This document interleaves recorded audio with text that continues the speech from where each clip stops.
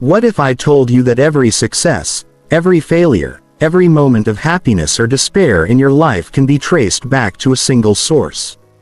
Your thoughts. What if the difference between people who achieve extraordinary success and those who remain stuck in mediocrity isn't talent, luck, or circumstances, but simply their ability to control what happens in their mind? Right now, as you listen to these words, thousands of thoughts are racing through your consciousness. Some are empowering you, pushing you toward your goals. Others are sabotaging you, filling you with doubt, fear, and limitation. The question is, who is in control? Are you directing these thoughts or are they directing you? Here's a disturbing truth that most people never realize. The average person has over 60,000 thoughts per day, and 95% of them are the exact same thoughts they had yesterday. They're living in a mental prison of repetition, running the same programs, getting the same results, wondering why their life never changes. But you're different. You're here because you understand that your mind is either your greatest weapon or your most dangerous enemy. You're here because you're ready to take control, to master the one thing that determines everything else in your life, your thoughts. This audiobook isn't about positive thinking or feel-good motivation. This is about mental mastery. By the time you finish listening, you will have the tools to literally rewire your brain, eliminate self-sabotaging thought patterns, and install the mental programming of peak performers. You will learn to think like the top 1%. Because when you master your mind, you master your life. Chapter 1. The mental battlefield where your life is won or lost. Every morning you wake up and enter the most important battlefield of your existence. It's not in the office, not in your relationships, not in the external world. It's in your mind, and on this battlefield, a war is being fought between two forces. The thoughts that empower you and the thoughts that destroy you. Most people lose this war before they even realize it's happening. They let their minds run wild, accepting whatever thoughts show up as truth. They become victims of their own mental chatter, slaves to patterns of thinking that were installed years ago by other people, by society, by their past failures and traumas. But here's what the top performers in every field understand. Your thoughts are not facts. They are not commands you must obey.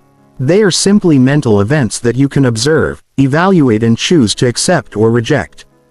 The moment you realize this, everything changes. Your brain is essentially a biological computer. And like any computer, it runs on programs. These mental programs formed by repetitive thought patterns determine how you see the world, how you respond to challenges, and ultimately what you achieve. The problem is that most people are running corrupted software programs filled with bugs of self-doubt, fear, and limitation. Think about this. Every billionaire, every champion athlete, every person who has achieved something extraordinary started with the same basic human brain as you. The difference isn't in their hardware, it's in their software. They've learned to install and run mental programs that serve their success. While most people are stuck running programs designed for failure, the science is clear. Neuroplasticity proves that your brain can be rewired at any age. Every thought you think strengthens certain neural pathways while weakening others.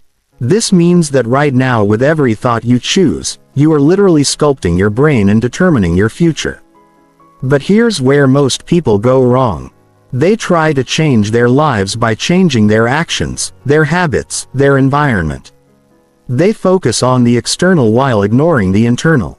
It's like trying to change what's happening on your computer screen without touching the software that's running underneath. You might get temporary results, but eventually the old programs will take over again. True transformation happens when you go to the source, your thoughts. When you master your mental programming, everything else becomes effortless. Your actions align naturally with your goals because your thoughts are pulling you towards success instead of sabotaging it. Your emotions become stable and powerful because they're rooted in empowering beliefs. Your entire reality shifts because you've changed the lens through which you see the world. This is not metaphysical wishful thinking. This is neuroscience. Every elite performer, whether they realize it or not, has mastered the art of thought control. They've learned to reject thoughts that don't serve their mission and amplify thoughts that drive them toward their goals. They've become the programmers of their own minds instead of victims of random mental activity. The battle for your life is happening right now in your head. The question is, are you going to remain a casualty of unconscious thinking, or are you ready to become a master of your mental domain? Chapter 2. The Hidden Prison of Unconscious Thought Patterns. Right now, you believe you're thinking your own thoughts. You believe you're in control of your mental processes. But what if I told you that 90% of your thoughts aren't actually yours? What if the majority of what goes on in your mind is simply the replay of other people's voices? Society's programming and outdated mental software that hasn't been updated in years. Welcome to the hidden prison that most people live in without ever realizing they're trapped. It's a prison made not of bars and walls, but of unconscious thought patterns that run automatically, shaping every decision you make, every emotion you feel, and every action you take. These patterns were installed early in your life when your brain was like wet cement, absorbing everything around you. Your parents' beliefs about money, success, and what's possible became your beliefs. Your teacher's limitations became your limitations. Your peers' fears became your fears. Every criticism, every disappointment, every moment of doubt was programmed into your subconscious mind as truth. Here's the terrifying part. These programs run automatically. You don't consciously choose to think thoughts of self-doubt when you're about to take a risk. You don't deliberately sabotage your success when opportunities arise. These patterns activate below the level of consciousness, pulling the strings of your behavior like an invisible puppeteer. The average person has the same conversation with themselves every single day. They wake up with the same worries, the same limiting beliefs, the same mental loops that keep them exactly where they are. They're like actors in a play, reciting the same lines, playing the same character, getting the same result, wondering why their life feels like an endless repetition. But the most dangerous part about these unconscious patterns is that they feel true. Your brain doesn't distinguish between a thought that serves you and a thought that destroys you. It simply runs whatever program has been rehearsed the most. If you thought "I'm not good enough" 10,000 times, that neural pathway becomes a super highway in your brain, activated by the smallest trigger. This is why willpower alone never works. You can consciously decide to change your life, set goals, make plans, but if your unconscious programming is pulling you in the opposite direction, you'll always snap back to your default patterns. It's like trying to drive forward while someone else controls the steering wheel. The programming runs so deep that it affects not just what you think, but how you think. Some people are programmed for scarcity thinking, always focused on what they don't have, what could go wrong, what they might lose. Others are programmed for abundance thinking, naturally seeing opportunities, possibilities, and solutions. Same situation, completely different mental processing, totally different results. Consider this. Every self-sabotaging behavior in your life can be traced back to an unconscious thought pattern. Procrastination isn't a character flaw. It's a program running the belief that you're not capable or that failure is too painful to risk. Settling for less than you deserve isn't humility. It's programming that says you're not worthy of more. Avoiding challenges isn't prudence. It's programming that equates discomfort with danger. The good news is that once you become aware of these patterns, you can change them. But awareness isn't enough. You need to actively deprogram the old patterns and consciously install new ones. You need to become the hacker of your own mind, identifying malicious software and replacing it with programs designed for success. This process requires brutal honesty about the thoughts that currently run your life. You have to examine the mental habits you've been unconscious of, the beliefs you've never questioned, the internal dialogue that's been shaping your reality. Most people avoid this work because it's uncomfortable to realize how much of their thinking isn't actually their own. But here's what happens when you break free from unconscious programming. You discover who you really are underneath all the borrowed thoughts and inherited limitations. You realize that the voice of doubt in your head isn't your voice at all, but an echo from your past. You understand that your true self is far more capable, creative, and powerful than your programming has allowed you to believe.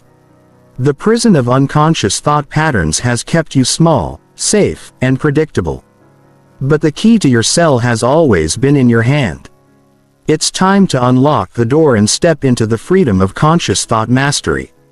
Chapter 3. The Neuroscience of Mental Transformation. Your brain is not fixed. This single scientific fact should revolutionize how you think about your potential, your limitations, and your ability to change.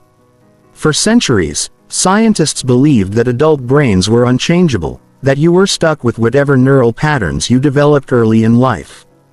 That belief was wrong, and its correction has opened the door to unlimited human potential. Neuroplasticity, the brain's ability to reorganize itself throughout your lifetime, means that every thought you think is literally reshaping your neural architecture. When you think a thought, neurons fire together. And as neuroscientists say, neurons that fire together wire together. Repeat a thought pattern enough times, and you create a neural superhighway that makes that pattern automatic. This is happening in your brain right now. As you listen to these words, new neural connections are forming. Existing ones are strengthening and your brain is physically changing. The question is, what kind of changes are you creating? Are you reinforcing patterns that serve your success? Or are you strengthening pathways that keep you trapped in limitation? Here's what most people don't understand. Your brain doesn't care whether a thought pattern helps you or hurts you. It simply makes whatever you practice most often the easiest to access. If you practice worry, worry becomes automatic. If you practice confidence, confidence becomes automatic. Your brain is like an incredibly sophisticated learning machine that's always asking, what should I get better at? And whatever you feed it most consistently, that's what it optimizes for. The implications of this are staggering. It means that people who seem naturally confident, naturally optimistic, or naturally successful aren't born that way. They've simply, either consciously or unconsciously practiced thought patterns that create those qualities. Their brains have been shaped by repetitive mental training, just like an athlete's body is shaped by repetitive physical training. But here's where it gets even more powerful. You can accelerate this process through conscious effort when you deliberately choose empowering thoughts and reject limiting ones. You're not just hoping for change. You're engineering it. You're literally rewiring your brain for success. The prefrontal cortex, the part of your brain responsible for executive function and conscious decision-making, can override the automatic programs running in your limbic system. This means that even if you have decades of negative programming, you can install new programs that are stronger, more powerful, and more aligned with your goals. Research shows that it takes approximately 66 days to form a new habit. But the neural changes begin immediately. Every time you catch a negative thought and replace it with an empowering one, you're weakening the old neural pathway and strengthening a new one. It's like creating a new trail through a forest. At first, the old path is clear and easy to follow, while your new path is barely visible. But with consistent use, your new path becomes the superhighway, while the old one gets overgrown and forgotten. The key is understanding that your brain operates on the principle of use it or lose it. Neural pathways that aren't used begin to weaken and eventually disappear. This means that every day you don't think limiting thoughts, those pathways get weaker. Every day you do think empowering thoughts, those pathways get stronger. This process isn't just about positive thinking or affirmations. It's about strategic mental programming based on neuroscience. When you combine emotional intensity with repetitive thought patterns, you create what scientists call state-dependent learning. The brain remembers information more powerfully when it's associated with strong emotions, which is why your most limiting beliefs often stem from emotional experiences. But you can use this same mechanism to install empowering beliefs. When you think thoughts of success, capability, and possibility while in a state of excitement and certainty, you're programming those thoughts at a much deeper level than simple intellectual understanding. The science also shows us that visualization activates the same neural networks as actual experience. When you mentally rehearse success, your brain can't tell the difference between imagination and reality. This is why athletes who visualize their performance often improve as much as those who physically practice. Your brain is the most sophisticated piece of technology in the known universe, and you have complete access to its programming. Every successful person has learned to leverage neuroplasticity, whether they understand the science or not. They've discovered how to break old patterns and install new ones, how to turn positive thoughts into automatic responses, and how to make success feel natural instead of forced. The transformation of your mind isn't a mystical process. It's a scientific one. And now that you understand the mechanics, you can engineer the exact mental changes you want to create. Chapter 4. The 4 Pillars of Thought Mastery. Mastering your thoughts isn't about suppressing negative thinking or forcing yourself to be positive. It's about developing a systematic approach to mental management that allows you to consciously choose the thoughts that serve your highest potential while eliminating those that sabotage your success. This system rests on 4 fundamental pillars that, when mastered, give you complete control over your mental domain. The first pillar is awareness. Before you can control your thoughts, you must become aware of them. This sounds simple, but it's actually the most challenging aspect of thought mastery because most people live their entire lives unconscious of their mental activity. Thoughts arise and disappear so quickly that they barely register in conscious awareness. Yet, they influence every decision you make. Developing thought awareness requires you to step back from your mental activity and observe it like a scientist studying a specimen. You need to become the watcher of your thoughts rather than being consumed by them. This means creating mental distance between the thinker and the thoughts. Recognizing that you are not your thoughts, you are the consciousness that observes them. Practice this throughout your day. Randomly stop and ask yourself, what am I thinking right now? Not what you should be thinking. Not what you want to be thinking, but what is actually going through your mind in this moment. You'll be amazed at how often you discover negative, unproductive, or completely random mental chatter running in the background of your consciousness. The second pillar is interruption. Once you become aware of unproductive thought patterns, you need the ability to interrupt them before they spiral out of control. Every destructive thought pattern, whether it's worry, self-doubt, or negativity, follows a predictable sequence. It starts with a trigger, builds momentum through repetition, and eventually dominates your mental state. The key is catching these patterns early in their development. Think of negative thoughts like a small fire. If you catch it when it's just a spark, you can easily extinguish it. But if you let it burn unchecked, it becomes an inferno that's much harder to control. Interruption techniques include pattern breaks, physical movement, conscious breathing, or simply saying stop to yourself with authority. The most effective interruption technique is what I call the circuit breaker. The moment you recognize a destructive thought pattern beginning, you immediately engage in a predetermined physical action. This could be snapping your fingers, taking 3 deep breaths, or even standing up and walking around. The physical action breaks the neural pattern before it gains momentum. The third pillar is redirection. Interrupting negative thoughts is only half the battle. Nature abhors a vacuum and your mind abhors an empty thought space. If you stop a negative thought without replacing it with something else, your brain will often default back to the same pattern. This is why redirection is crucial. Redirection means having an arsenal of empowering thoughts ready to deploy whenever you interrupt a limiting pattern. These aren't generic positive affirmations, but specific, personally meaningful thoughts that align with your goals and values. They should be thoughts that generate positive emotions and forward momentum. For example, if you catch yourself thinking, "I'm not good enough for this opportunity," you don't just stop that thought. You immediately redirect to something like "I have unique value to offer and I'm constantly growing in my capabilities." The new thought should feel authentic and believable to you, not like empty cheerleading. The fourth pillar is reinforcement. The thoughts you reinforce become the thoughts that dominate your mental landscape. Reinforcement means consciously choosing to dwell on, elaborate on, and emotionally invest in thoughts that serve your success. Most people accidentally reinforce their limiting thoughts by giving them attention and emotional energy while barely acknowledging their empowering thoughts. Reinforcement requires that you become deliberate about which thoughts you feed and which thoughts you starve.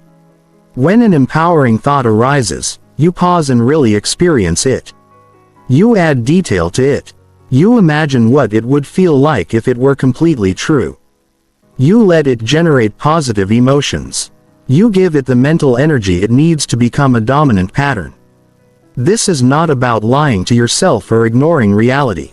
It's about being strategic about where you direct your mental energy. You can acknowledge challenges and problems while choosing not to mentally rehearse worst-case scenarios. You can be realistic about current circumstances while reinforcing thoughts about your ability to improve those circumstances. The four pillars work together as an integrated system. Awareness allows you to catch both empowering and limiting thoughts as they arise.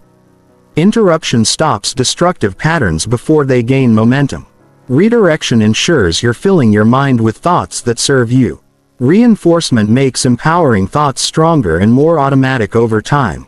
Mastering these four pillars transforms you from a victim of random mental activity into the conscious architect of your mental state. You become someone who thinks on purpose instead of by accident. Someone who chooses thoughts strategically instead of accepting whatever shows up in your mind. This is the foundation of all mental mastery. And once you build these skills, every other aspect of thought control becomes possible. Chapter 5. Breaking free from mental prisons. Most people live their entire lives in mental prisons they've built for themselves with bars made of limiting beliefs and walls constructed from past failures. These prisons are so familiar, so much a part of their identity that they mistake them for reality. They believe their limitations are facts rather than recognizing them as self-imposed constraints that can be dismantled and discarded. The most dangerous aspect of mental prisons is that they're invisible to the people trapped inside them. You can't escape a prison you don't realize you're in. These limitations masquerade as truth, presenting themselves as rational assessments of reality rather than revealing themselves as the mental constructs they actually are. Every limitation you believe about yourself started as a thought. Someone told you that you weren't smart enough, talented enough, or worthy enough, and you accepted that thought as truth. Over time, through repetition and reinforcement, that single thought became a belief, then a conviction, and finally an unquestionable part of your identity. But here's what you must understand. Every mental prison was built one thought at a time, and it can be dismantled the same way. The first step to freedom is recognizing the bars of your particular prison. These often show up as automatic thoughts that begin with phrases like I can't, I'm not, I'll never, or I always. They present themselves as facts about your nature or your circumstances, but they're actually just mental habits that have been practiced so often they feel true. Listen to your internal dialogue for patterns of limitation. Notice how certain thoughts arise automatically when you consider taking risks, pursuing opportunities, or stepping outside your comfort zone. These thoughts aren't protecting you from danger. They're protecting you from growth. They're the prison guards of your potential. One of the most common mental prisons is the not enough prison. This is where people believe they're not smart enough, not talented enough, not experienced enough, or not worthy enough to achieve their goals. They've been programmed to focus on what they lack rather than what they possess. They've turned their attention into a deficit-finding machine that always produces evidence of their inadequacy. Another prevalent prison is the what if prison, where people torment themselves with endless scenarios of potential failure, rejection, or catastrophe. They've trained their minds to be threat detection systems, scanning the future for every possible danger and using those imagined threats to justify inaction in the present. The I should prison traps people in endless cycles of guilt and obligation where they're constantly measuring themselves against standards they never consciously chose. They live their lives trying to meet expectations imposed by others, never stopping to question whether those expectations serve their authentic goals and values. Breaking free requires more than just recognizing these patterns. You need to actively challenge the thoughts that create your limitations. This means becoming a detective of your own mind, investigating the evidence behind your beliefs about what's possible for you. When a limiting thought arises, immediately ask yourself, is this absolutely true? Most of the time, the honest answer is no. Your limitations are usually generalizations based on limited past experience. Other people's opinions are fears about hypothetical futures. They're not facts. They're interpretations that you've mistaken for reality. The next question to ask is, how do I feel when I believe this thought? Usually limiting thoughts generate emotions of fear, sadness, anger or resignation. They drain your energy and motivation. They make you feel small and powerless. This emotional response is your internal guidance system telling you that these thoughts don't serve your highest good. Then ask, who would I be without this thought? Imagine yourself completely free from the limitation you've been carrying. What would you attempt if you didn't have this belief holding you back?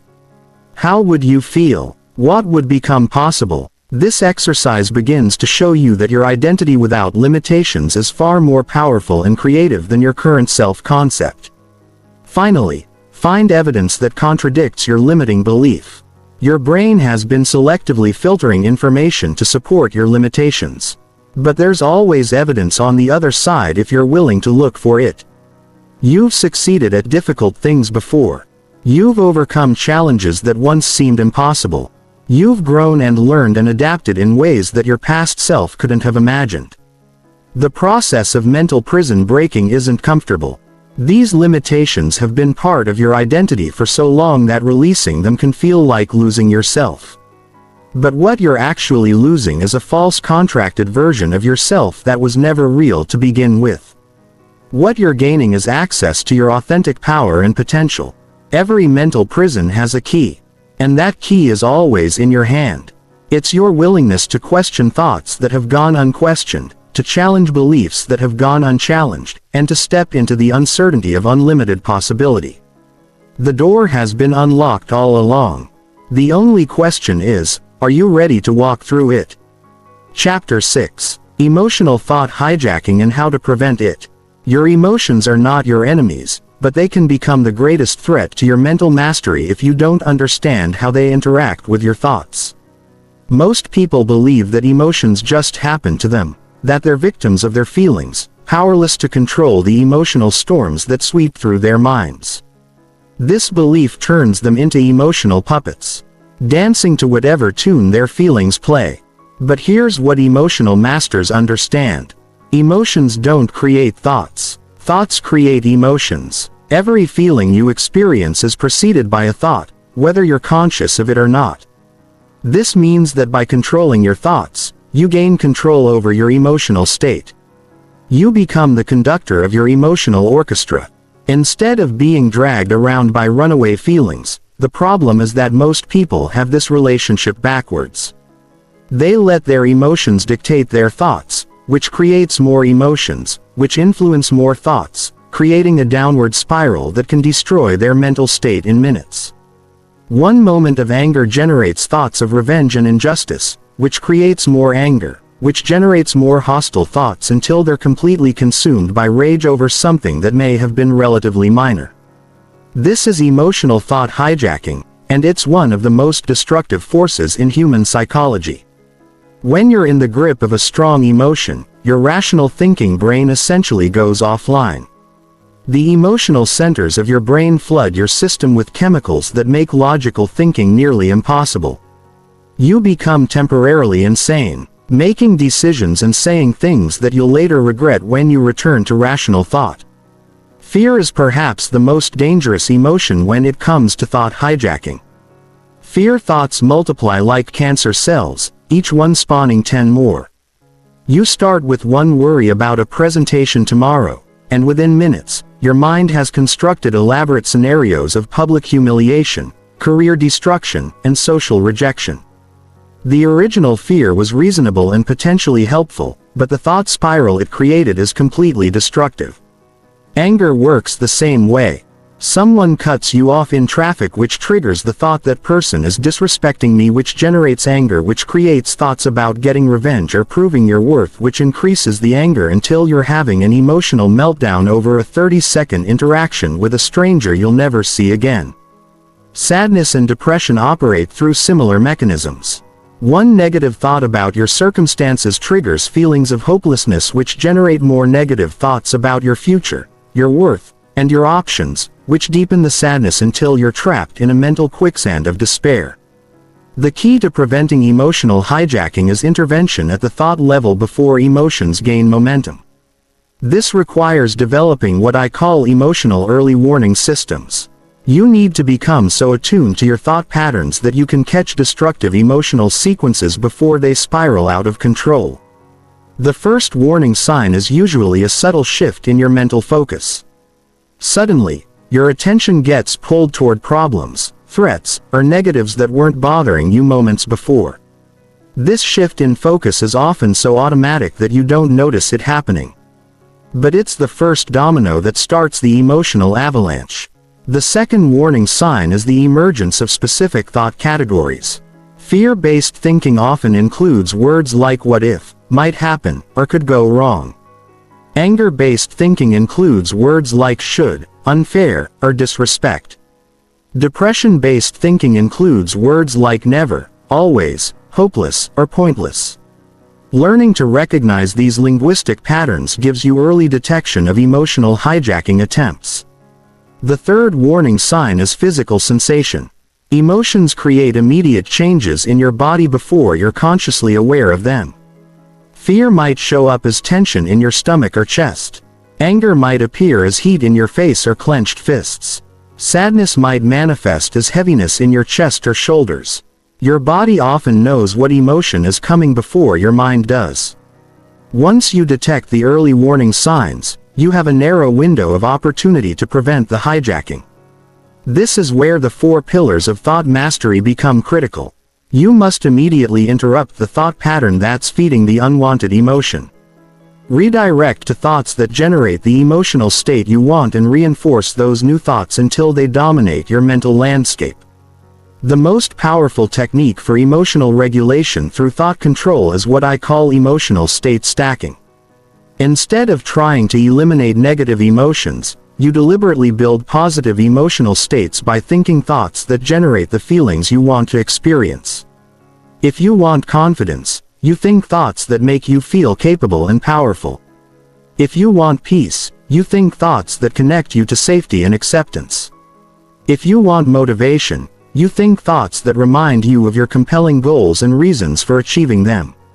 This isn't about denying reality or pretending problems don't exist. It's about choosing which emotional state will serve you best in handling whatever challenges you face. A confident state will help you solve problems more effectively than a fearful state.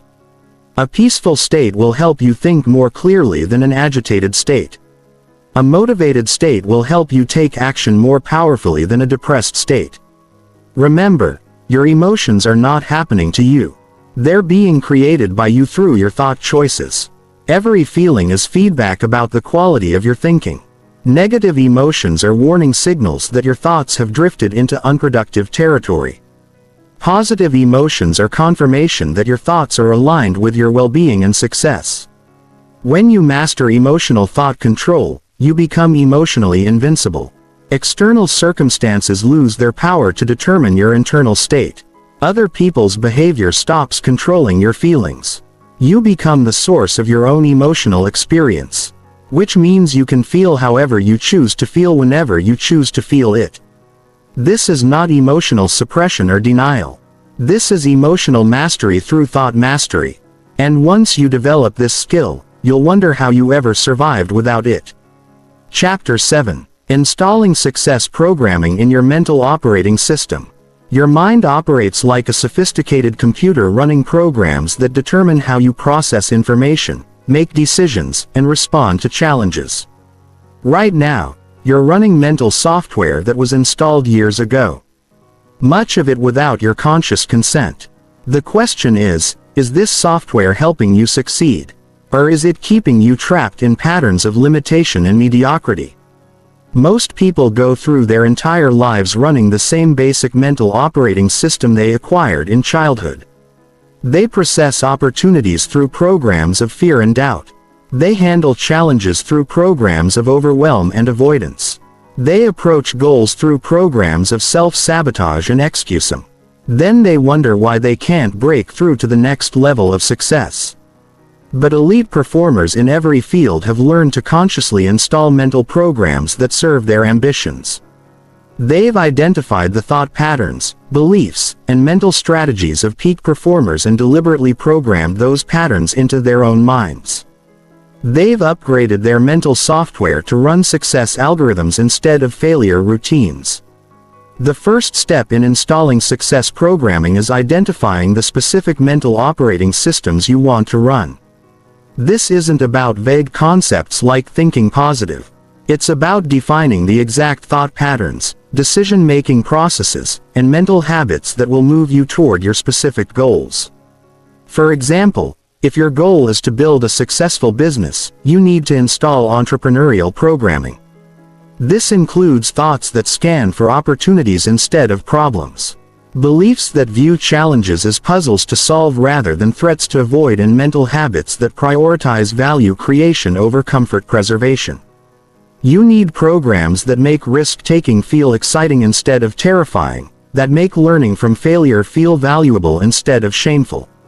If your goal is to develop unshakable confidence, you need to install confidence programming.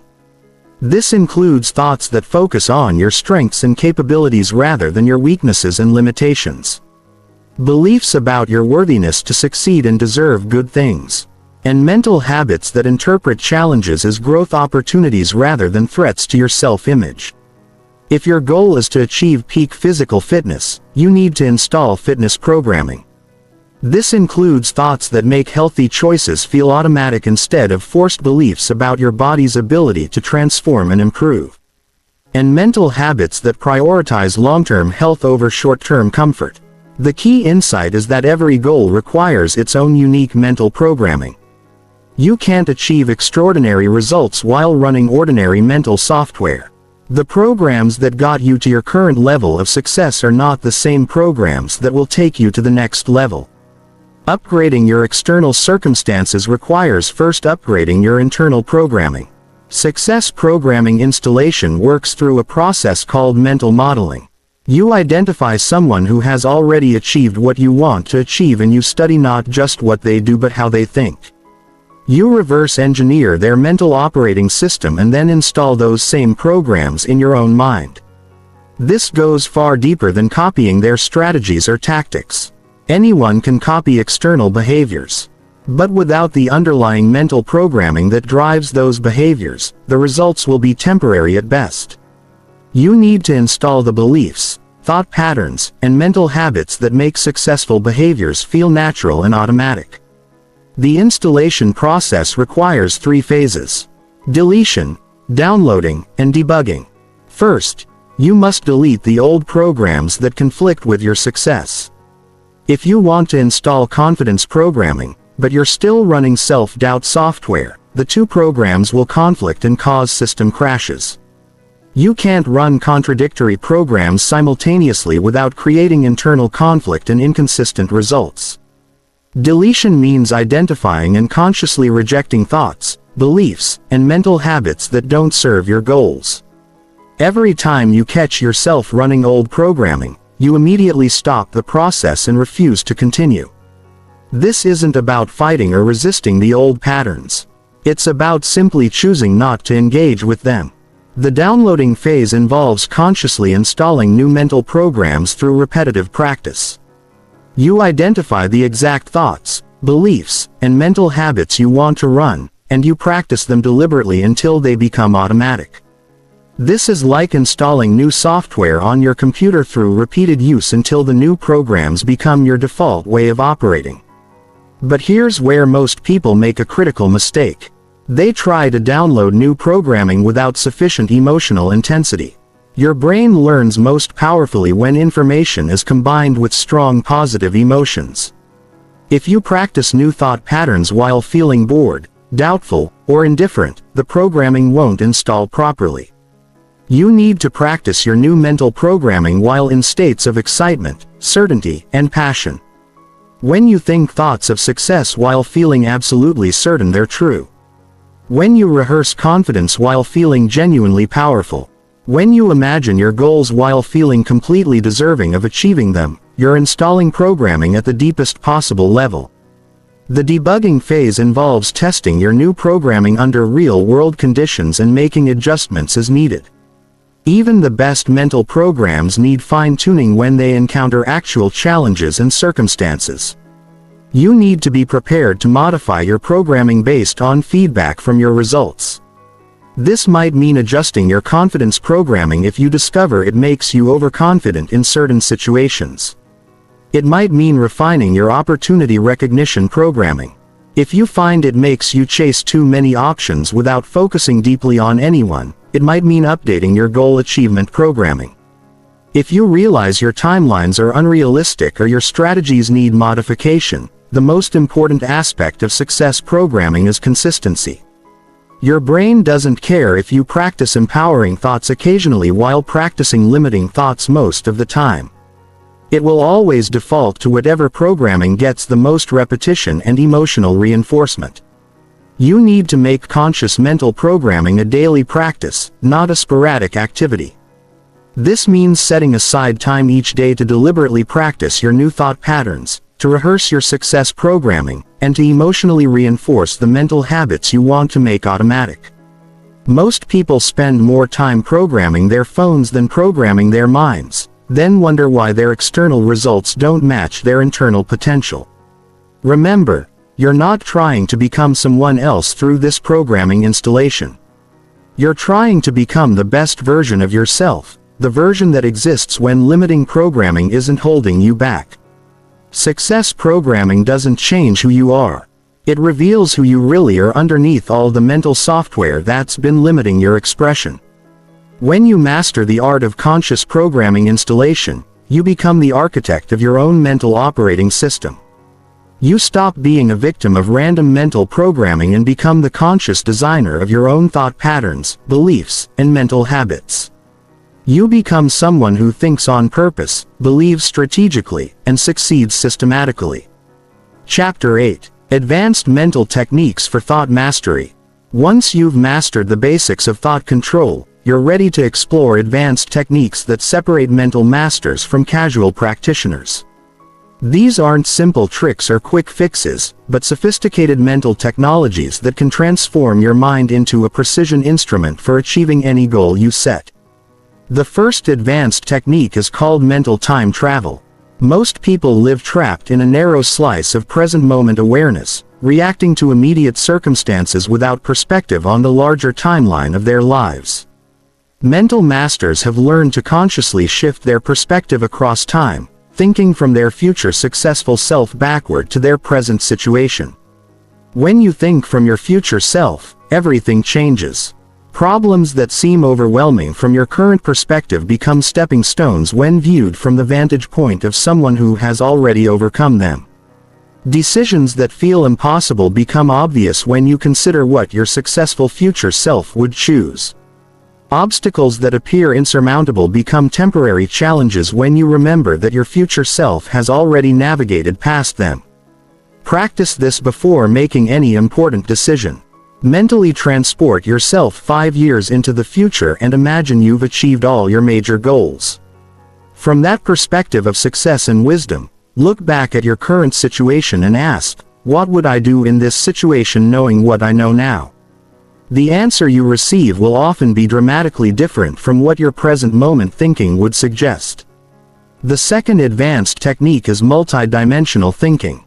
Most people think in linear chains of cause and effect, considering only immediate consequences and obvious connections. Mental masters think in complex systems, seeing multiple layers of interconnection and considering second, third, and fourth order effects of their thoughts and actions. Multidimensional thinking means considering not just what a thought or decision will create directly, but what it will create indirectly through its impact on your emotional state, your relationships, your reputation, your habits, and your identity. It means thinking about how today's thoughts will influence tomorrow's opportunities, next month's circumstances, and next year's possibilities. For example, when you choose thoughts of gratitude instead of complaints, you're not just changing your immediate mood.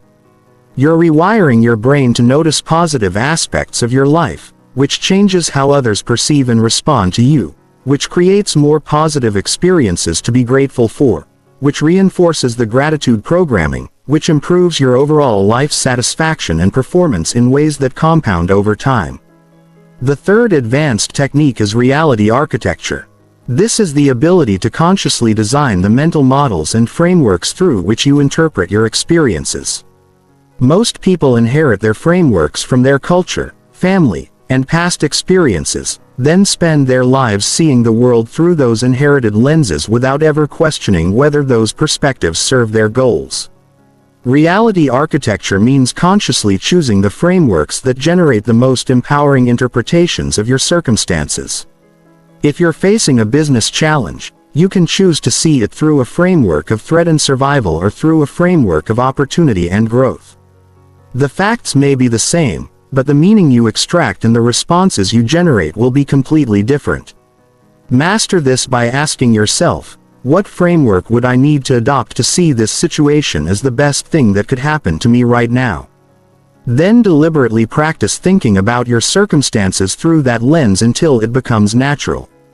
You're not lying to yourself or ignoring problems. You're choosing the interpretation that best serves your ability to respond effectively. The fourth advanced technique is quantum thinking. This involves holding multiple perspectives simultaneously rather than locking into a single point of view. Most people think in binary terms. Something is either good or bad, right or wrong, possible or impossible. Quantum thinking allows you to explore the truth in multiple contradictory perspectives at the same time. For instance, you can simultaneously hold the perspective that your current situation is perfect for your growth and that you're committed to changing it. You can believe that you're complete and worthy exactly as you are, and that you're dedicated to continuous improvement. You can accept your present circumstances fully and maintain unwavering commitment to creating better ones. This eliminates the internal conflict that most people experience when they try to improve their lives while judging their current situations as inadequate. Quantum thinking allows you to embrace what is while working toward what could be without the mental stress of fighting against reality. The fifth advanced technique is attention hacking. Your attention is your most valuable resource, and most people allow it to be hijacked by whatever is loudest, most urgent, or most emotionally charged. Mental masters have learned to consciously direct their attention like a laser beam, focusing it precisely where it will produce the most valuable results. Attention hacking involves creating internal systems that automatically filter out mental noise and focus your thinking on what matters most. This includes developing the ability to think about what you want instead of what you don't want, to focus on solutions instead of problems, and to direct mental energy toward opportunities instead of obstacles. Practice this by regularly asking yourself, what deserves my mental attention right now? Then deliberately redirect your thinking to whatever will best serve your goals and well-being. Your thoughts will follow your attention, and your results will follow your thoughts. The sixth advanced technique is emotional state engineering. Instead of waiting for circumstances to determine how you feel, you learn to consciously generate any emotional state you need to perform at your best. This involves understanding the specific thought patterns that create different emotions and being able to access those patterns on demand.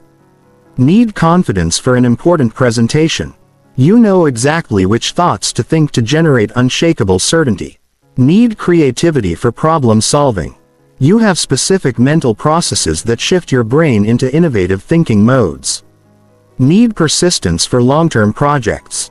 You can access thought patterns that make dedication feel natural and rewarding. This doesn't mean forcing fake emotions or pretending to feel something you don't.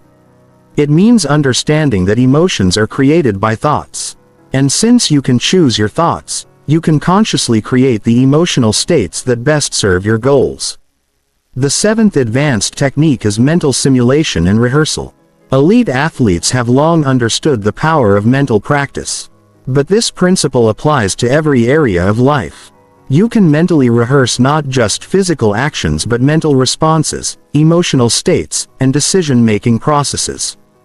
Before entering any challenging situation, mentally rehearse exactly how you want to think, feel, and respond. Practice the specific thoughts you'll use to maintain confidence under pressure. Rehearse the mental strategies you'll employ when facing obstacles or setbacks. Pre-experience success so thoroughly in your mind that when it happens in reality, it feels familiar and natural. These advanced techniques aren't just intellectual concepts to understand.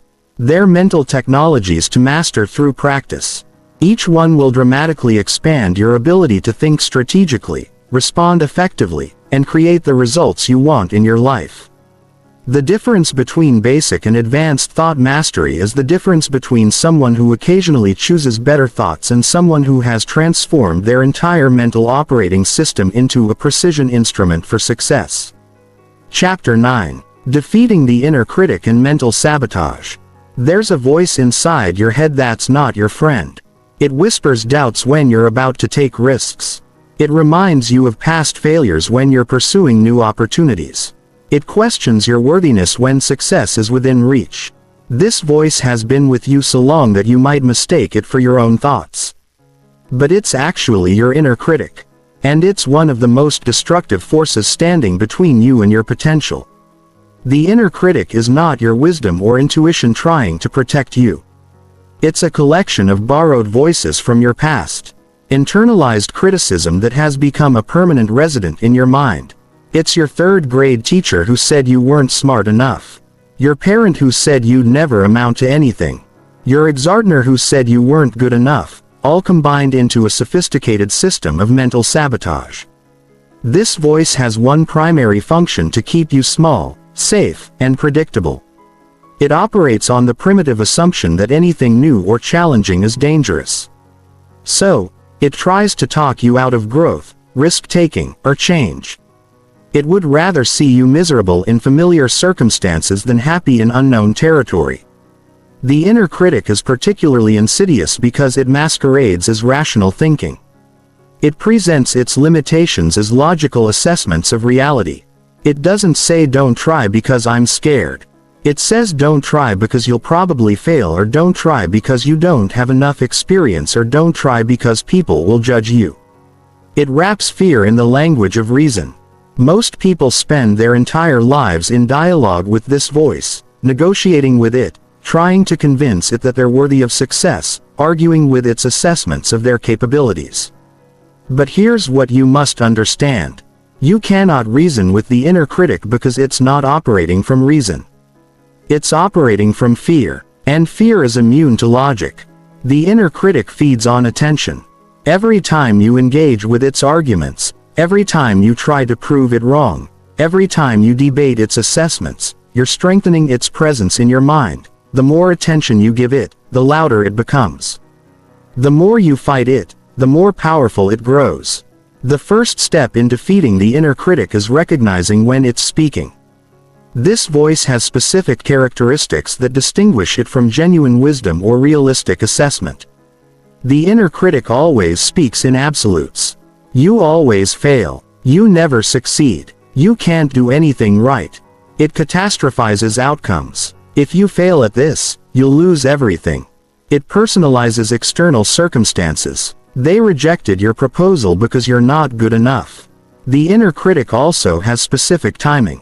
It tends to speak up most loudly when you're about to do something important, scary, or outside your comfort zone. It's suspiciously quiet when you're playing small or staying safe.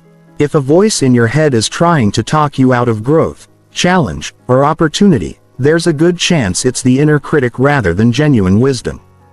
Once you recognize the inner critic's voice, the next step is refusing to engage with it. This doesn't mean fighting it or arguing with it. Fighting the inner critic is like fighting quicksand. The more you struggle, the deeper you sink. Instead, you learn to observe its chatter without taking it seriously. Like listening to a radio station you don't particularly care about. The most powerful technique for dealing with the inner critic is called voice labeling.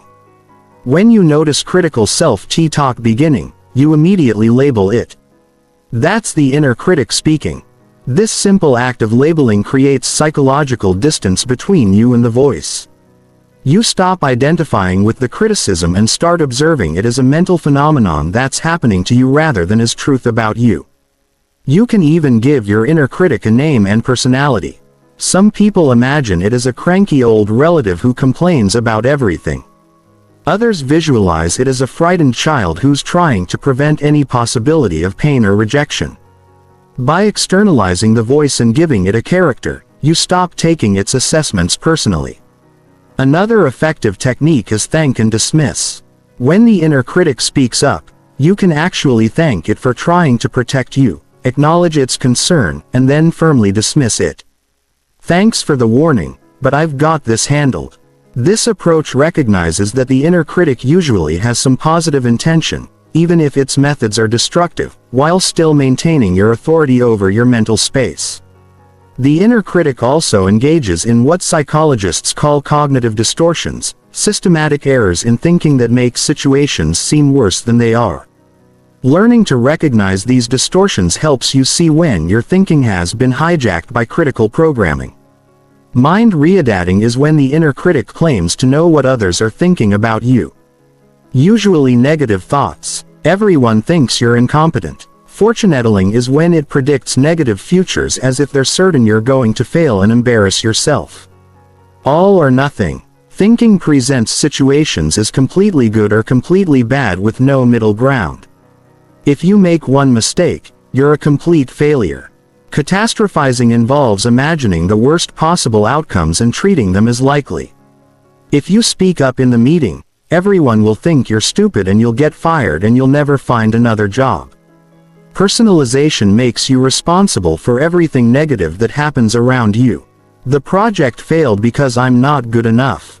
When you catch these distortions, immediately challenge them with questions. Is this thought absolutely true? What evidence do I have that supports or contradicts this? What would I tell a friend who was thinking this about themselves? What's a more balanced way to look at this situation? The ultimate goal isn't to eliminate the inner critic entirely, which is probably impossible, but to reduce it from a dominant voice that controls your decisions to a background whisper that you occasionally notice but don't take seriously. You want to reach the point where the inner critic's opinions carry no more weight than the opinions of a stranger on the street.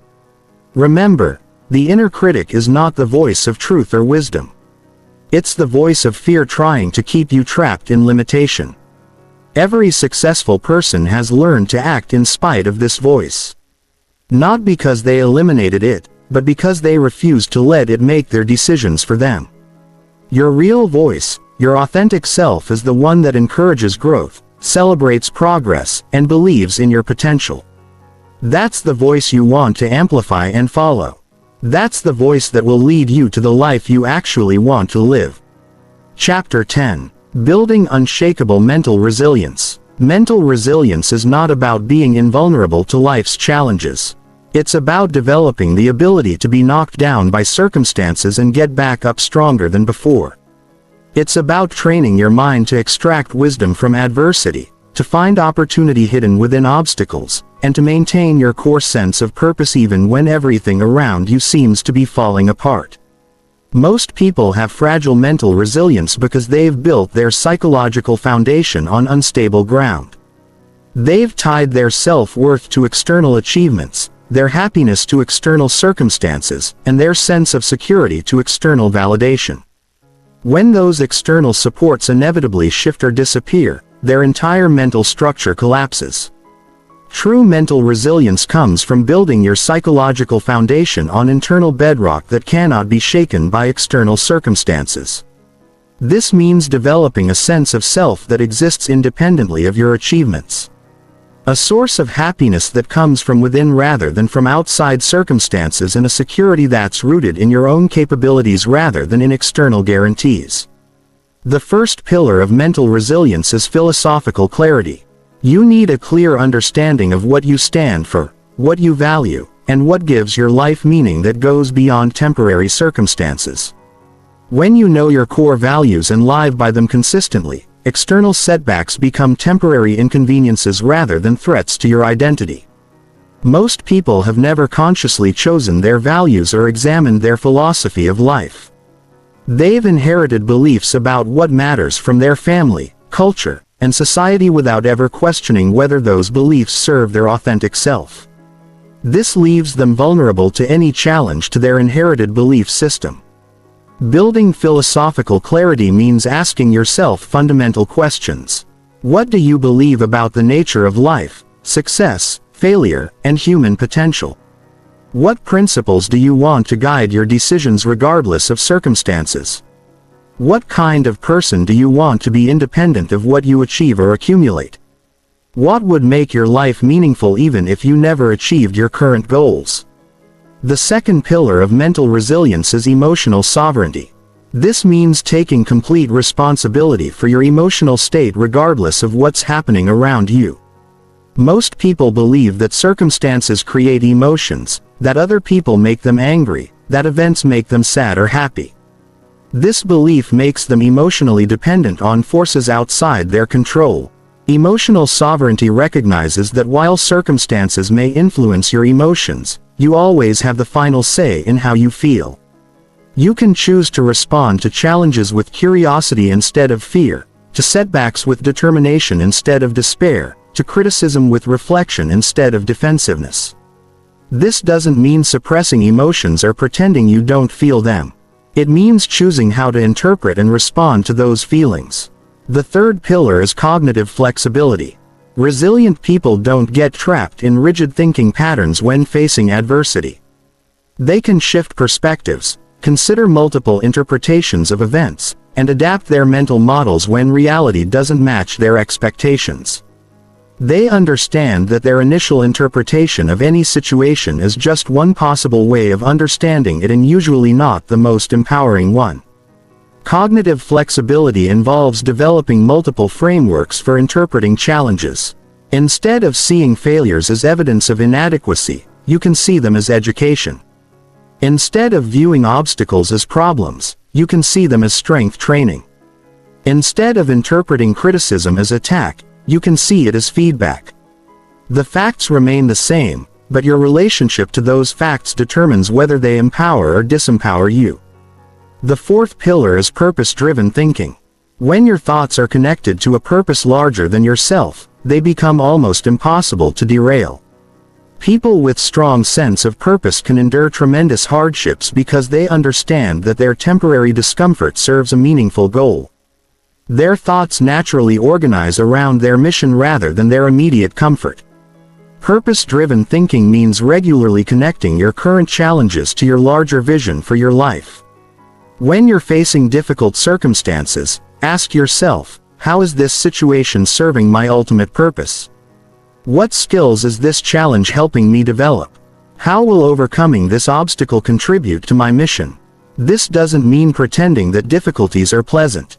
It means finding the thread that connects your current struggle to your future success. The fifth pillar is adaptive optimism. This is not naive positive thinking that ignores reality, but a sophisticated mental strategy that looks for realistic reasons for hope and actionable paths forward in any situation. Adaptive optimism assumes that while you cannot control what happens to you, you can always control your response, and your response will significantly influence your outcomes. Adaptive optimism involves three specific thought patterns. First, viewing setbacks as temporary rather than permanent. Instead of thinking this always happens to me, you think this is a temporary situation that will pass. Second, seeing challenges as specific rather than global. Instead of thinking everything is going wrong, you think this particular area needs attention while other areas are going well. Third, taking appropriate responsibility without overpersonalizing. Instead of thinking I'm a failure, you think I made some mistakes that I can learn from and correct. The sixth pillar is stress inoculation. Just as vaccines expose your immune system to small amounts of pathogens to build resistance, stress inoculation involves deliberately exposing your mind to manageable amounts of challenge to build mental strength. This means voluntarily putting yourself in slightly uncomfortable situations to expand your comfort zone and prove to yourself that you can handle more than you think. This could involve taking on challenging projects at work, having difficult conversations you've been avoiding, or pursuing goals that scare you. The key is choosing challenges that stretch you without overwhelming you, building your confidence in your ability to handle difficulty while expanding your capacity for future challenges. The seventh pillar is recovery and renewal. Mental resilience isn't about being constantly strong. It's about knowing how to restore your strength when it's depleted. This means developing reliable methods for renewing your mental energy, processing difficult emotions, and returning to your optimal state after periods of stress or challenge. Recovery involves both physical and mental practices. Physically, this might include adequate sleep, nutrition, exercise, and relaxation. Mentally, it might include meditation, reflection, gratitude practice, and connection with your values and purpose. The key is having a systematic approach to restoration rather than hoping you'll naturally bounce back from difficulty. Building mental resilience is like developing physical fitness. It requires consistent practice, gradual progression, and patience with the process. You don't become mentally tough by avoiding challenges. You become mentally tough by facing challenges with the right mindset and tools. Remember, mental resilience isn't about never falling down.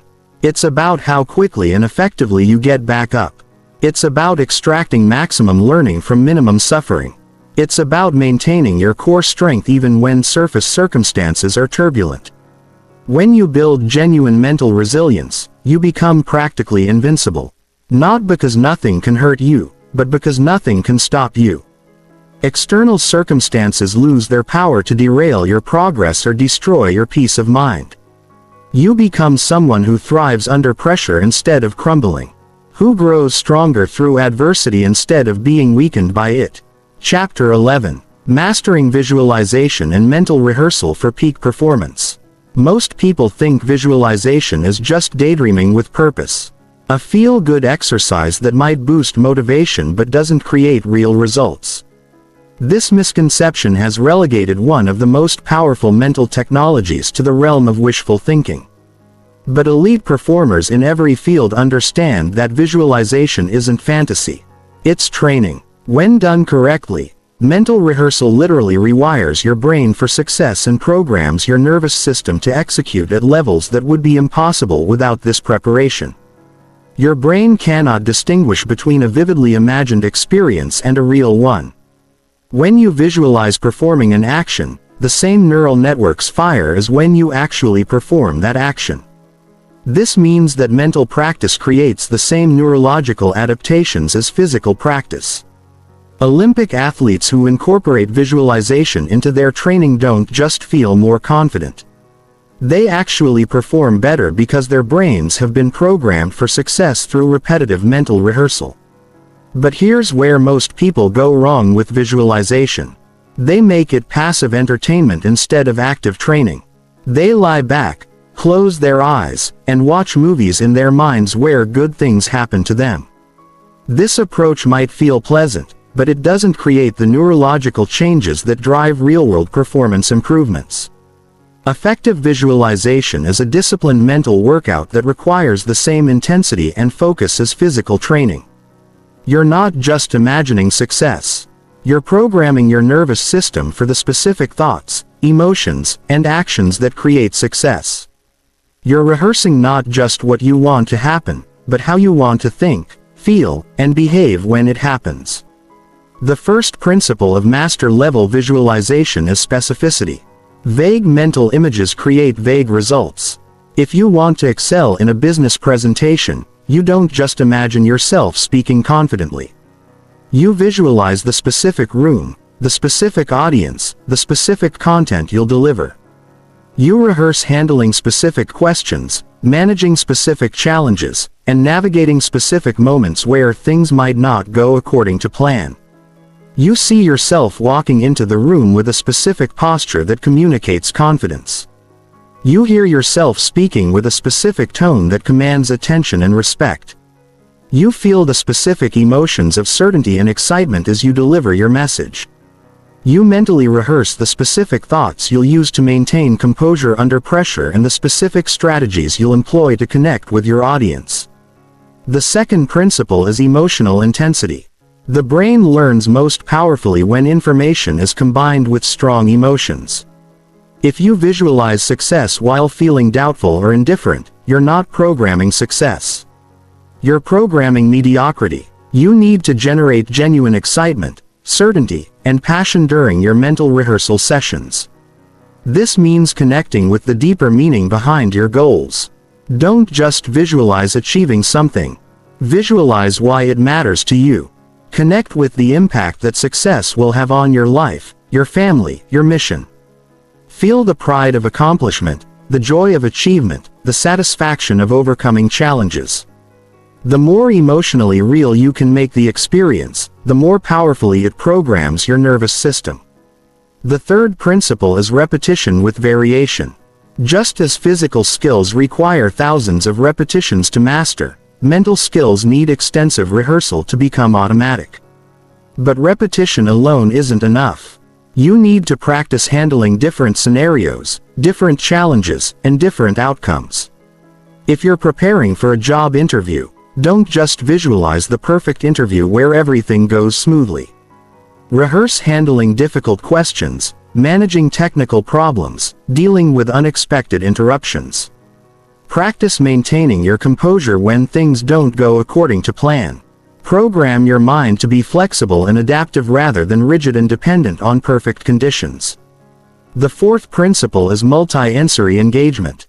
The more senses you involve in your visualization, the more real it becomes to your brain.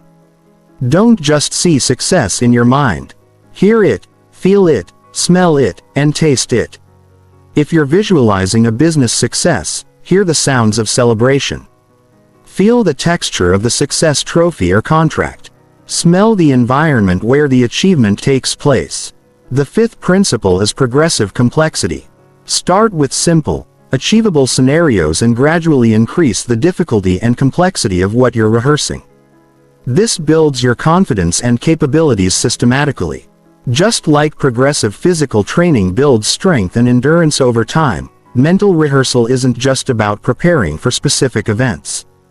It's about programming your default responses to common situations.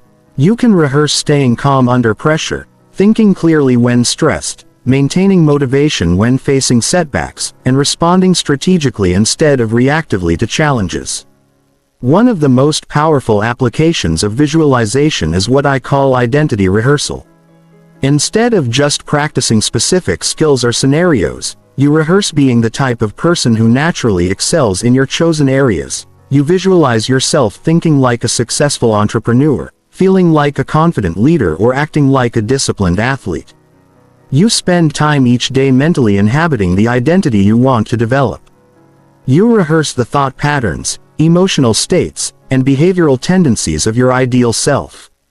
You practice making decisions from this elevated identity, handling challenges from this empowered perspective, and approaching opportunities from this confident mindset. Another advanced technique is obstacle inoculation. This involves deliberately visualizing challenges, setbacks, and difficulties, then rehearsing how you'll handle them with grace, wisdom, and persistence. Most people avoid thinking about potential problems, but mental masters prepare for them systematically. You visualize facing rejection and maintaining your confidence. You rehearse dealing with failure and extracting valuable lessons. You practice handling criticism constructively and staying focused on your goals despite external negativity. This mental preparation makes you resilient and unshakable when real challenges arise. The key to making visualization truly powerful is understanding that you're not just imagining a better future. You're programming yourself to create that future. Every visualization session is a training session for your mind, emotions, and nervous system. You're literally sculpting your brain to support the success you want to achieve. Most people live their lives hoping that good things will happen to them. Mental masters use visualization to program themselves to make good things happen. They don't leave their success to chance. They rehearse it, practice it, and prepare for it until achieving it becomes as natural as breathing. When you master the art of mental rehearsal, you gain an enormous advantage over people who only practice in the physical world. You can train 24 hours a day without fatigue. You can perfect your performance before you ever step into the real situation. You can program success so thoroughly in your mind that failure becomes nearly impossible in reality. Chapter 12. The Psychology of Influence Through Thought Leadership. Your ability to influence others is directly proportional to your ability to control your own thoughts. Most people approach influence backwards, trying to change other people's minds while their own thinking is chaotic and unfocused. But true influence begins with mastering your own mental state. Because the quality of your thinking determines the quality of your communication, and the quality of your communication determines your ability to impact others. When your thoughts are scattered, anxious or negative, that energy transmits to everyone around you. People can sense mental chaos even when you try to hide it. Your uncertainty creates uncertainty in others. Your doubt plants doubt in their minds. Your fear generates resistance to your ideas. You cannot give what you do not possess, and you cannot influence others to think clearly when your own thinking is muddled. But when you achieve true thought mastery, something remarkable happens. Your mental clarity becomes magnetic. Your certainty becomes contagious. Your focused thinking creates focused responses in others. People naturally align with confident, clear-minded individuals because that mental state feels safe and trustworthy. This is why the most influential people in every field are masters of their own psychology first. They understand that external influence flows from internal mastery. They know that controlling the room starts with controlling your mind, that leading others begins with leading your thoughts, and that changing the world starts with changing how you think about the world. The first principle of thought-based influence is emotional state management. Your emotional state is constantly broadcasting to everyone around you. And people respond to your energy before they respond to your words. If you're trying to inspire confidence while feeling uncertain, your emotional state will undermine your message. If you're attempting to create excitement while feeling bored, your energy will generate apathy rather than enthusiasm. Master influencers learn to consciously generate the emotional states they want others to experience. If they want their audience to feel excited about an opportunity, they first generate genuine excitement within themselves. If they want people to feel confident about a decision, they access real confidence before making their case.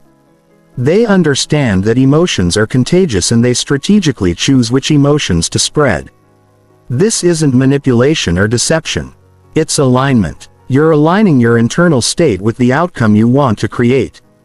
If you believe in your message and want others to benefit from it, generating the appropriate emotional state is both authentic and strategic. The second principle is mental modeling and mirroring.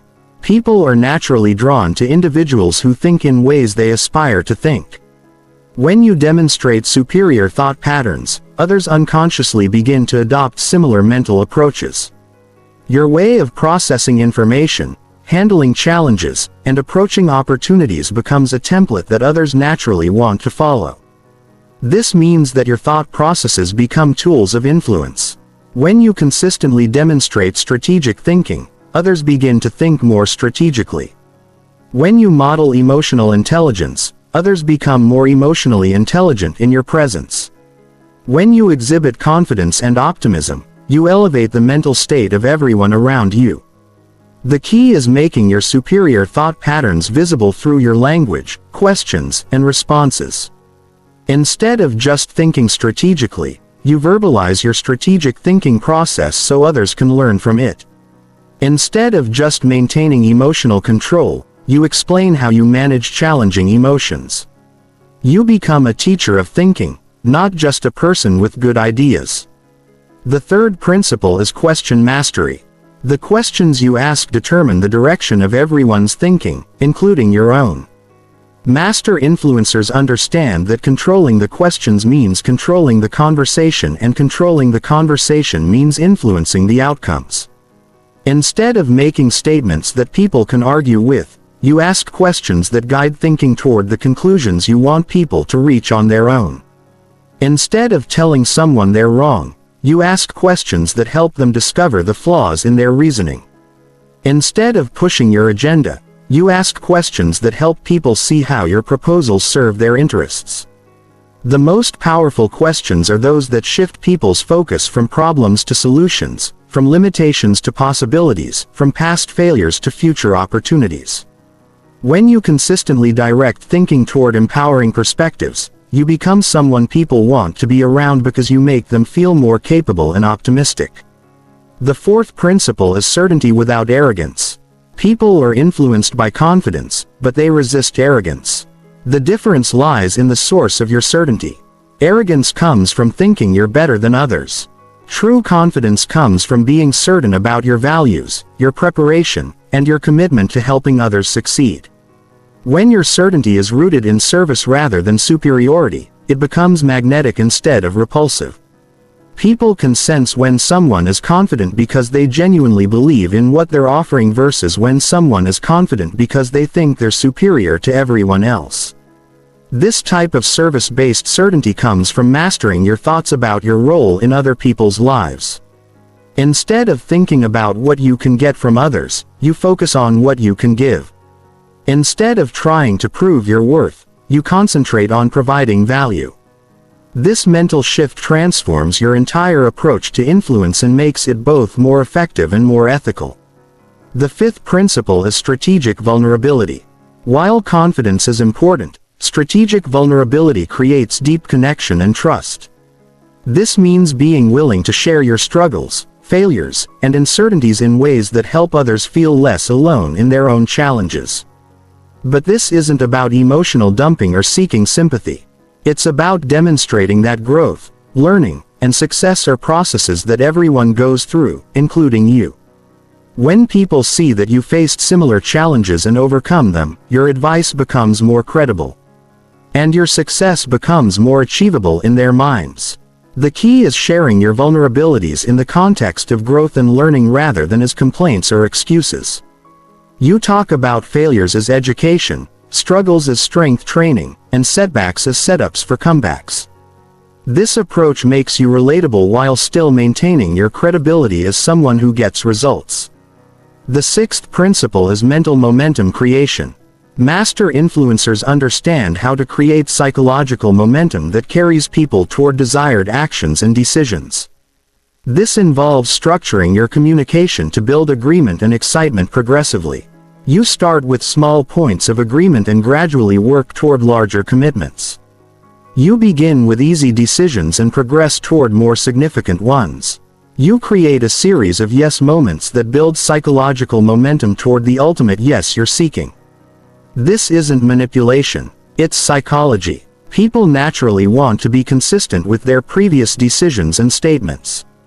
When you help them make a series of aligned choices, you're making it easier for them to say yes to what will actually benefit them. The seventh principle is long-term thinking. The most powerful influence happens over time through consistent demonstration of value and integrity. Instead of trying to win every conversation or persuade every person immediately, you focus on building a reputation for clear thinking, reliable judgment, and genuine care for others' success. This long-term approach means sometimes letting people disagree with you when you know they'll discover your perspective was correct through their own experience. It means being patient with people's growth process instead of forcing immediate change. It means focusing on being right in your assessment rather than needing to be acknowledged as right in the moment. When you master these principles of thought-based influence, you become someone people naturally turn to for guidance, someone whose perspective carries weight and someone who can create positive change without manipulation or pressure. Your influence flows from the quality of your thinking, and your thinking becomes a gift you offer to everyone around you. Chapter 13. Creating automatic success patterns through mental conditioning. The difference between people who succeed consistently and those who succeed occasionally isn't luck, talent, or circumstances. It's the difference between those who have programmed automatic success patterns into their minds and those who rely on motivation, willpower, and conscious effort for every achievement. When success becomes automatic, it's no longer dependent on how you feel, what's happening around you, or whether you remember to try hard. Today, think about how you learned to drive a car. In the beginning, every action required conscious thought and deliberate effort. You had to think about checking mirrors, managing the steering wheel, coordinating the pedals, and monitoring traffic simultaneously. It was overwhelming and exhausting. But through repetition, those complex sequences became automatic. Now you can drive while having conversations, listening to music or thinking about other things because the driving patterns have been programmed into your unconscious mind. The same principle applies to success patterns. When you consciously program the right mental and behavioral sequences, they become automatic responses that activate without conscious effort. Your brain creates success the way it creates any other habit, through repetitive practice until the pattern becomes the default response to specific triggers. But here's what most people don't understand. Your brain is already running automatic patterns. The question isn't whether you have automatic responses. It's whether those automatic responses serve your success or sabotage it. Right now, you have automatic patterns for how you respond to challenges, how you handle opportunities, how you deal with setbacks, and how you pursue goals. The only question is whether these patterns are designed for success or failure. Most people's automatic patterns were installed randomly through past experiences. Often during childhood, when their brains were most impressionable, they developed automatic responses to stress, rejection, difficulty, and opportunity based on how their parents, teachers, and peers handled these situations. They're running other people's success or failure programs without ever consciously choosing what patterns they want to install. Mental conditioning for automatic success requires identifying the specific thought patterns, emotional responses, and behavioral sequences that consistently create the results you want. Then programming those sequences through deliberate repetition until they become unconscious habits. The first step is pattern identification. You need to reverse engineer the mental and behavioral patterns of peak performance in your specific areas of focus. This means studying not just what successful people do, but how they think, how they feel, and how they respond to different situations. If you want to develop automatic patterns for business success, you study how successful entrepreneurs think about opportunities, how they respond to challenges, how they handle rejection, and how they make decisions under pressure. If you want automatic fitness patterns, you study how naturally fit people think about food, exercise, and their bodies. The key insight is that successful people don't rely on willpower to make good choices. They've programmed automatic patterns that make good choices feel natural and easy. They don't fight themselves to eat healthy foods. They've conditioned themselves to automatically prefer healthy options. They don't force themselves to take risks. They've programmed automatic patterns that make calculated risks feel exciting rather than terrifying. The second step is trigger identification. Every automatic pattern needs a trigger that activates it. In your current life, certain situations automatically trigger stress responses, doubt responses, or avoidance responses. You need to identify these same triggers and reprogram them to activate empowering responses instead. For example, if public speaking currently triggers automatic anxiety responses, you can reprogram that same trigger to activate confidence and excitement. If financial challenges currently trigger automatic scarcity thinking, you can reprogram that trigger to activate problem-solving and opportunity recognition patterns. The third step is repetitive conditioning. This is where most people fail because they expect patterns to change through understanding rather than through practice. You don't create automatic patterns by thinking about them. You create them by practicing them repeatedly until they become unconscious habits. This means deliberately practicing your desired responses in low-stakes situations until they become automatic. Then gradually exposing yourself to higher-stakes situations where the new patterns can be tested and strengthened. You rehearse confidence patterns when the stakes are low so they're available when the stakes are high. The conditioning process requires both mental and emotional rehearsal. You practice thinking the thoughts you want to think automatically while generating the emotions you want to feel automatically. You rehearse the behavioral responses you want to execute automatically while imagining the situations that will trigger these responses. The fourth step is environmental design. Your environment constantly triggers automatic responses. So you need to design your environment to trigger the patterns you want rather than the patterns you're trying to eliminate. This includes both your physical environment and your social environment. If you want to develop automatic learning patterns, you create an environment filled with books, educational content, and learning opportunities. If you want automatic fitness patterns, you organize your environment to make healthy choices easy and unhealthy choices difficult. If you want automatic abundance patterns, you surround yourself with reminders of opportunity and prosperity rather than scarcity and limitation. Your social environment is equally important. The people you spend time with either reinforce empowering automatic patterns or destructive ones. You need to consciously choose relationships that support the mental patterns you're trying to develop and limit exposure to people who trigger patterns you're trying to eliminate. The fifth step is pattern disruption. Before you can install new automatic patterns, you often need to disrupt the old patterns that conflict with your desired responses. This means becoming conscious of your current automatic reactions and deliberately interrupting them before they can run to completion. When you catch yourself beginning to run an old pattern, you immediately stop the sequence and consciously choose a different response. Over time, this disruption weakens the old neural pathways while strengthening new ones. You're essentially rewiring your brain through conscious choice and repetitive practice. The sixth step is progressive complexity. Start by programming automatic success patterns in simple low-pressure situations. Then gradually increase the complexity and pressure as the patterns become more established.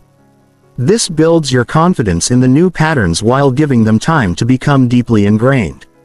You might start by practicing automatic confidence patterns when talking to strangers in casual settings. Then progress to important business conversations, then to high-stakes presentations. Each level of success reinforces the pattern and prepares you for the next level of challenge. The seventh step is maintenance and upgrading.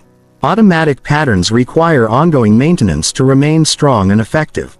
This means regularly practicing your success patterns even when you don't need them. Continuing to reinforce the neural pathways that create automatic positive responses. It also means upgrading your patterns as you grow and your goals evolve. The automatic patterns that serve you at one level of success may need to be enhanced or modified to serve you at the next level. Mental conditioning is an ongoing process, not a one-time achievement. When you master the art of mental conditioning, you transform from someone who has to remember to be successful into someone who can't help but be successful. Your positive responses become as automatic as your negative responses once were. Success stops being something you have to work for and becomes something that flows naturally from who you've programmed yourself to be. The most successful people in every field have learned to make excellence automatic rather than exceptional. They've programmed their minds to default to success patterns rather than having to consciously choose success in every situation. This is the difference between those who achieve extraordinary results consistently and those who achieve them occasionally through extraordinary effort. Chapter 14. Maintaining mental mastery in a chaotic world. Mastering your mind in perfect conditions is one thing. Maintaining that mastery when everything around you is falling apart is something else entirely. The real test of thought control isn't whether you can think clearly when life is calm and predictable.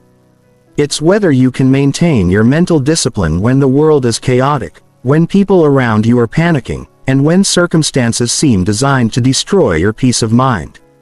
Most people's mental mastery is fragile because it depends on favorable external conditions. They can think positively when things are going well, but their mental discipline collapses the moment they face real pressure. They can control their thoughts when they're alone and relaxed, but lose that control when they're surrounded by stress, negativity, and chaos. True mental mastery is antifragile. It doesn't just survive difficult conditions. It actually grows stronger under pressure. The chaos that destroys other people's mental state becomes fuel for your growth and proof of your capabilities. Instead of being victims of circumstances, you become someone who thrives regardless of circumstances. The first principle of maintaining mental mastery and chaos is philosophical anchoring. When everything around you is changing rapidly and unpredictably, you need internal reference points that remain stable regardless of external circumstances. These philosophical anchors prevent you from being swept away by the emotional currents that chaos creates. Your philosophical anchors are core beliefs about life, success, and your own capabilities that remain true regardless of what's happening around you. These might include beliefs like every challenge contains an opportunity. I grow stronger through adversity. I can handle whatever life presents to me, or this too shall pass and I will emerge wiser from it. These aren't positive affirmations you repeat to feel better. They're bedrock principles that you've tested through experience and know to be true. When chaos strikes, you anchor yourself to these unshakable truths rather than being tossed around by temporary circumstances. The second principle is attention management in chaos. Chaos is designed to scatter your attention in multiple directions simultaneously.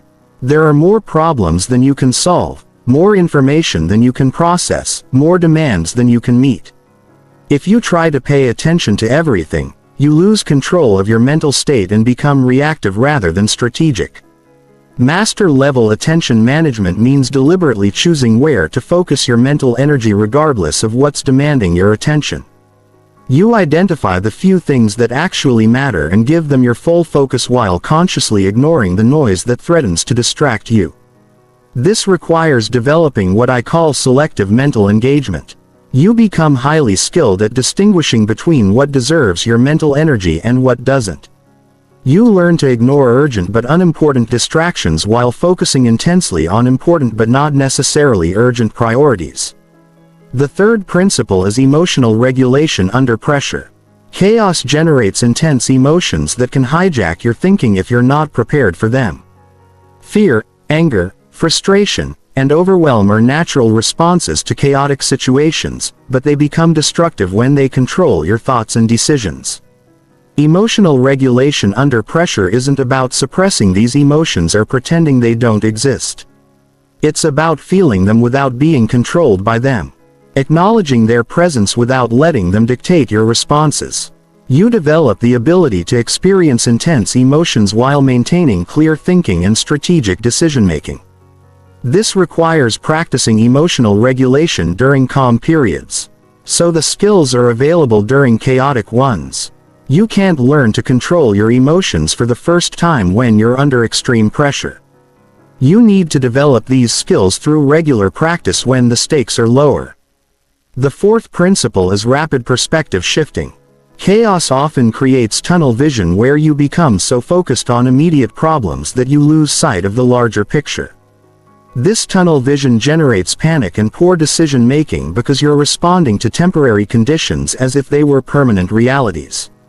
Master-level perspective shifting means being able to instantly zoom out from immediate circumstances to see the larger timeline, the broader context, and the eventual resolution of current problems. You ask yourself questions like, how will this matter in 5 years? What opportunity might be hidden in this chaos? What am I learning that will serve me later? This isn't denial or minimizing real problems.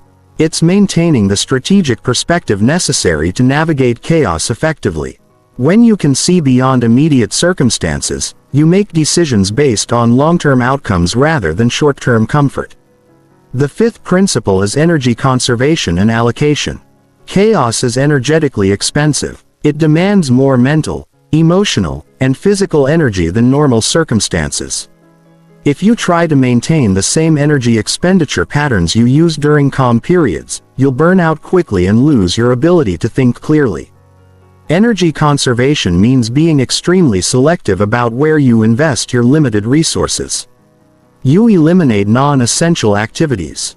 Delegate or postpone anything that isn't critical and focus your energy exclusively on what will have the greatest impact on navigating the chaos successfully. This also means taking care of your basic physical needs even when it feels like you don't have time. Adequate sleep, nutrition, and exercise become even more important during chaotic periods because your body needs maximum resources to support clear thinking and emotional stability. The sixth principle is maintaining your practice during storms. The routines and practices that maintain your mental mastery during normal times become even more critical during chaotic times. But chaos has a way of disrupting the very practices you need most. This means having contingency plans for maintaining your mental disciplines even when your normal routine is impossible. If you can't do your full meditation practice, you do 5 minutes. If you can't exercise for an hour, you do 10 minutes.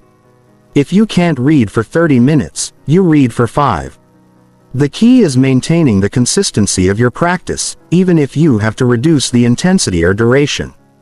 Consistency during difficult times actually strengthens your mental discipline more than perfect practice during easy times. The seventh principle is finding opportunity within chaos. While others see only problems and threats, mental masters have trained themselves to automatically scan for opportunities that chaos creates. Economic downturns create business opportunities. Social upheavals create leadership opportunities. Personal crises create growth opportunities. This isn't about being insensitive to real problems or pretending chaos is pleasant. It's about training your mind to automatically look for ways to benefit from difficulty rather than simply being victimized by it. You develop pattern recognition that helps you spot opportunities others miss because they're too focused on what they're losing rather than what they might gain. The eighth principle is building anti-fragility. Instead of just trying to survive chaos, you use it to become stronger. Every chaotic situation becomes training for handling future chaos. Even better, you deliberately extract lessons, develop new capabilities, and expand your confidence in your ability to handle whatever life presents. Anti-fragility means that chaos no longer threatens your mental state. It enhances it. You become someone who gets excited about challenges because you know there are opportunities to demonstrate and develop your capabilities. You shift from hoping chaos won't happen to being prepared to benefit when it does. When you master these principles, chaos becomes your ally instead of your enemy.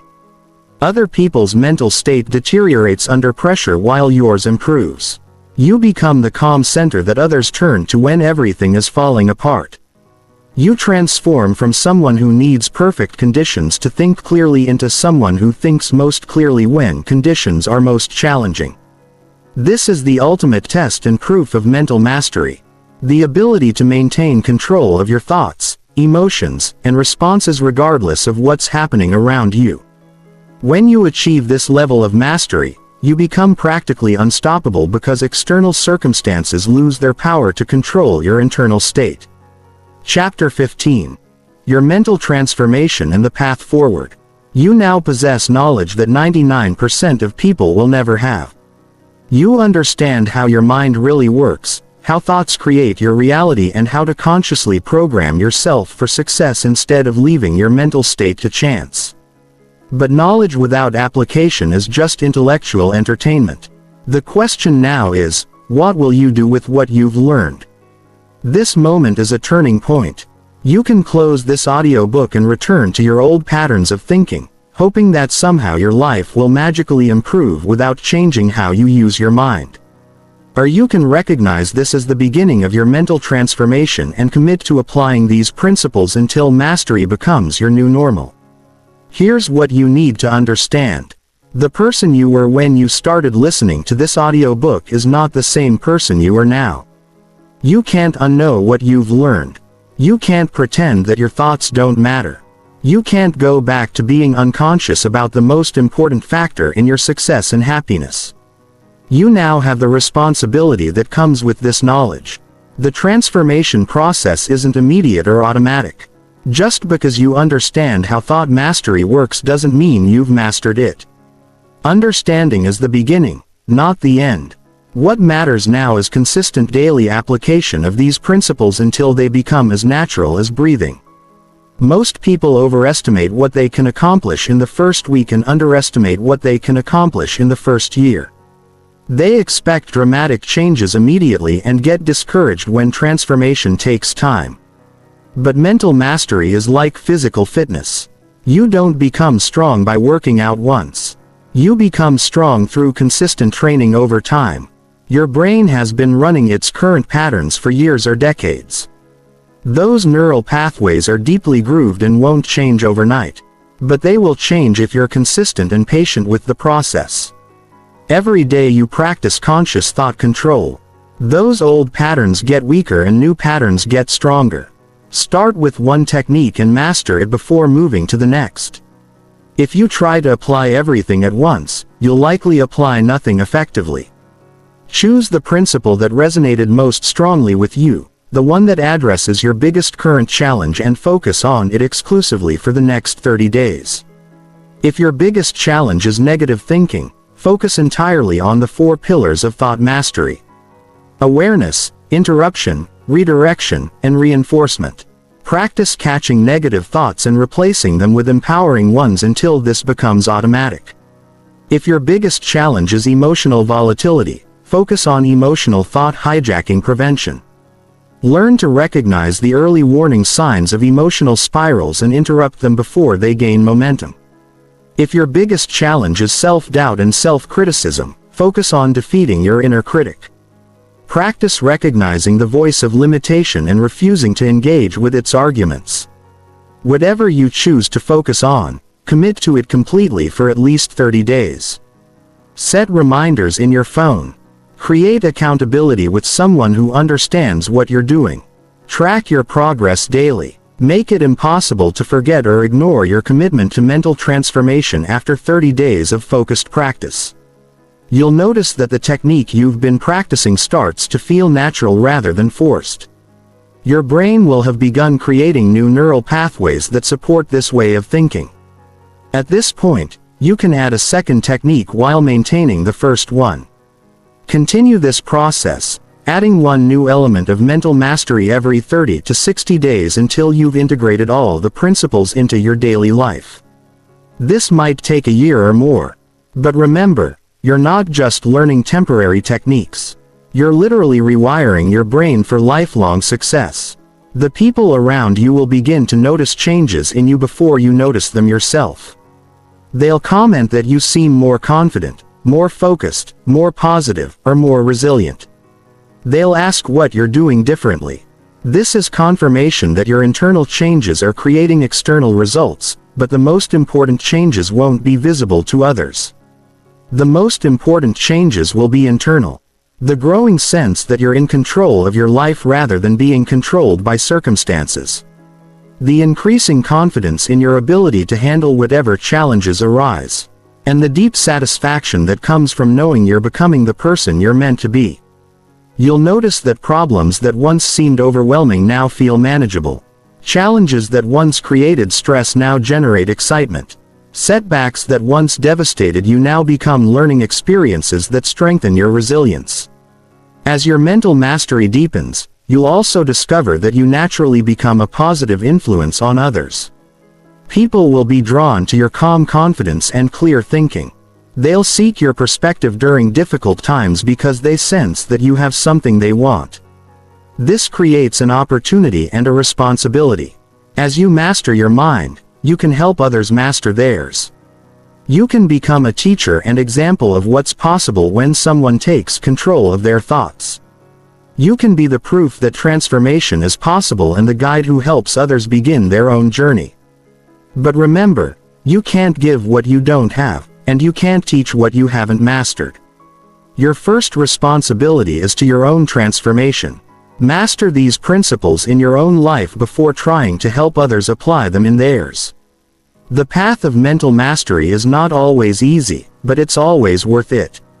There will be days when your old patterns feel stronger than your new ones. When circumstances test your resolve. When you wonder if the effort is worth it. On those days, remember why you started this journey and recommit to the process. You started because you knew there was more potential within you than you were expressing. You started because you were tired of being controlled by circumstances, other people, and your own unconscious patterns. You started because you wanted to become the person you're capable of being. That vision of your transformed self isn't just a fantasy. It's a preview of who you become when you apply these principles consistently. Every master was once a beginner who refused to quit. Every expert was once a student who committed to the process even when it was difficult. Your mind is the most powerful tool you will ever possess. It determines everything you experience, everything you achieve, and everything you become. By mastering your thoughts, you master your life. By controlling your mind, you control your destiny. The choice is yours. You can return to unconscious thinking and hope that life works out, or you can take control of the most important factor in your success and happiness. You can continue being a victim of random mental activity, or you can become the conscious architect of your thoughts, emotions, and results. Your transformation starts now, not tomorrow, not next week, not when conditions are perfect. Right now, with your very next thought, you begin the journey from mental mediocrity to mental mastery. You begin the process of becoming who you were always meant to be. The person you're becoming is watching to see what you'll choose. Your future self is counting on the decision you make in this moment. Choose mastery. Choose transformation. Choose to take control of your thoughts and through them take control of your life, your mind, your rules, your thoughts, your choice, your life, your creation. The power has always been yours. Now you know how to use it.